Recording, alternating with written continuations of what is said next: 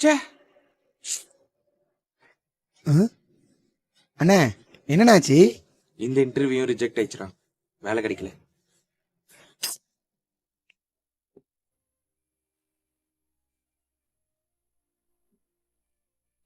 சரி, சொல்லுண்ணே. ஐ ரம்ஜான் ட்ரெஸ். தேங்க்ஸ்ண்ணே. ம்.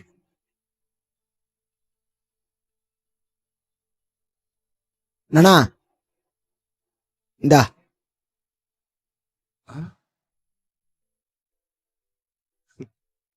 எனக்கா வாங்கின? ஆமாண்ணே, நான் உனக்கு தான் வாங்கினேன். எப்போது நீ தானே வாங்கி தருவ, இந்த தடவை நான் உனக்கு வாங்கி தரேன். ஓ,